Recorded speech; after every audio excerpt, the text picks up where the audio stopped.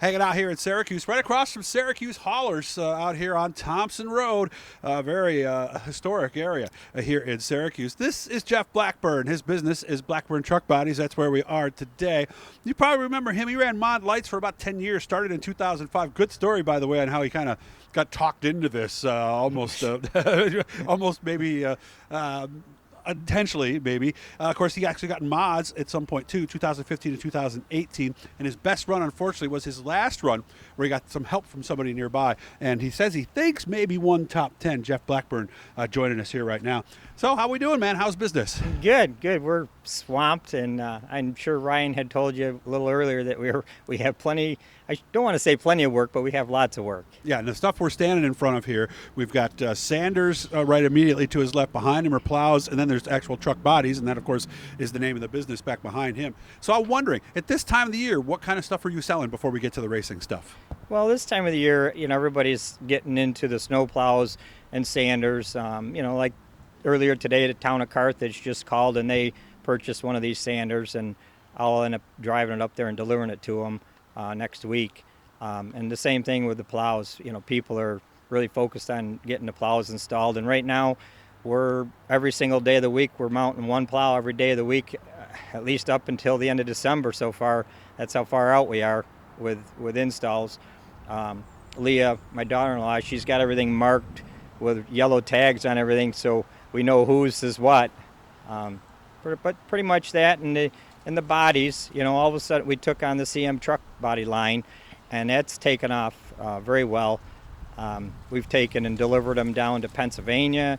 Customers have come from towards Ohio direction to get some. Some of them have come from Albany to get some. So yeah, that's been really good for us also. Glad to hear that. So let's go back to 2005. Let me see. You were up at Rudy's in Oswego with a friend of yours. And, yeah, Jeff and then Hayes. all of a sudden, you became a race car driver. What, within a couple of weeks of that, or working on one at least? Yeah, Jeff Hayes. Everybody knows Jeff. Yeah, good guy. Said, hey, let's go to Fulton on Friday night, and we looked at the Mod Lights, and he said he had to have one, and before the end of the weekend, by Sunday, we had one. That quick. And that was that quick, yes. And I said, Jeff, I just started my business. I don't have time to work on a race car or even know much about them at the time. And anyways, history's from there, So we ended up with more than one, as you know. Did you want to drive it first? Or because you told me he wanted you just to work on it, right? Yeah, he just wanted me to work on it. And after he raced it a couple of times at Brewerton, he said, you've got to get in it. You've got to try it. So, And I did. So I got in it and drove it at Fulton. And we kind of shared the car, and he drove at Brewerton and I drove at Fulton. That's kind of how it worked until the next year. He thought he needed a second car, so we knew who was better, him or me. Who was better? I'm not going to say. I will tell you that, and he'll be listening to this. He will say he did run into me a lot. As a matter of fact, one of his customers, Jeff's customers, yelled at him in Utica, Rome, and said, "Why are you smashing in the back of your other car?" Because he was trying to get around me. And you told me that there was actually Jeff on the name and that you were driving or something? When we first started, and Fulton didn't really know that I was racing the car for a couple of times until I got in an accident. And then they're like, you're not Jeff Hayes in this car. Well, you needed a license or something Well, for the track just the paperwork filled out, Oh, okay. The That's true that you want to know. Yeah. Oh, did you get in trouble? Yeah, probably got my hand slapped. I don't remember. All right.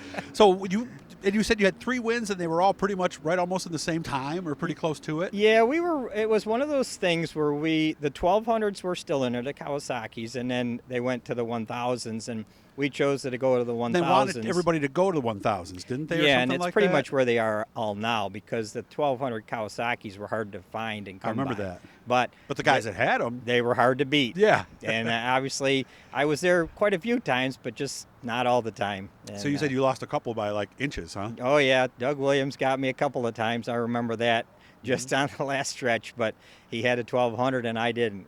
So did you ever think about switching at some point? Oh, I probably couldn't find them. I didn't. At that time, I was stubborn, and I was going to make this 1000 work. I get that. And crystal ball, if I could have seen ahead, I would have just went and got a 1200. Mm-hmm. and I might have had more wins. Okay. Well, I can't remember who told me this, but he said stubbornness can be a good trait, especially if you own your own business. Is he right? Well, Because you're not going to give up. You're going to stay with it. You're going to. you're right. Right? Yeah, we pretty much are stubborn. We stick with it, and we work it out hard. And basically, I guess the old saying is you got to get your feet wet to move forward. And we're stubborn, and sometimes we get our feet wet and we make progress, which is a good thing. I mean, just like the business, we started in 2005, and it's grown, threefold, I would say, from then. And it's just because we've been persistent. Ryan's been here helping. And, it's nice to work with your son, obviously. Yeah, So, I mean, it's very good to have him here, yeah, we could just get that darn fuel pump situation handled on the forklift. We'll be all set. So when did you go to Mod? Because I was there that first night. I remember talking to you and your wife, because you were the epitome of nerves, I remember, before you were ready to get in that thing. Well, you should know, Doug. You race the race cars. You are nerved up just before you get in Well, there. especially a big jump like that. I mean, Mod Light to a Right. big block modified. I mean, oh my God, that's a huge leap. So what was that? What did we figure out? I think It's we 2000 figured out it was 15. 2015 we got the modified, yep. And we were there. Yes, everybody would like to win, but I was there to enjoy it, have fun, learn about the car, and see where I could see what I could do. And, Well, people have told me the Mod Lights are good trainers because they say a sportsman seems easier because it's not as twitchy. Was there some of that or no? Or was it the power that made it? it was just the power that makes it so awesome. Yeah. I mean, it's just undescribable. I mean, even Ryan, one day I had surgery on my hand, and Nancy told me I could not race, which I was going Nancy's to. his wife. Yes. Of course you were going to race.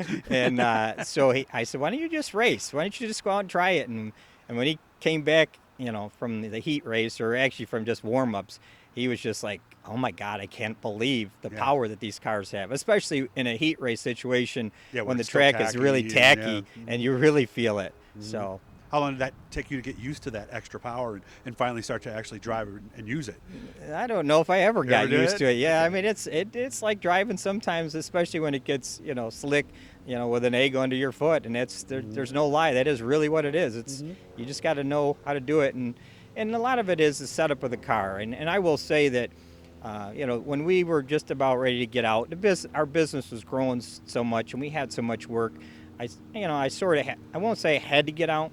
I just chose to get out. You're taking time away from the business. Yeah. Your business, you can't make money, and you can't race if you don't make money. So Right. I could see how it could get to that point, but at least you got a chance to say you did it, and you raced against some of the biggest names around. Yes, and really, believe it or not, Doug, that's to say that and to say I'm on the same track as these guys that are running 3 and 4 and 5 days a Billy week. Decker and Pat Ward and all those exactly. guys, yeah. I mean, I will say that Pat Ward was great. He came, helped me one night. Helped me, took some, I gave him what information we had on the car, and I've got to say, shortly after that time when Pat gave me some ideas, it certainly made the car drive better, and I won't say easier, but just more able to handle it. So, Are you done? No, we got a granddaughter racing, I understand. yes. Ryan decided he thinks that she needs to try running the Third generation. the little cars there. So Microds, over at the fairgrounds, the microds. So she was there on last Sunday. They pulled a car out and let her try it, and it was interesting.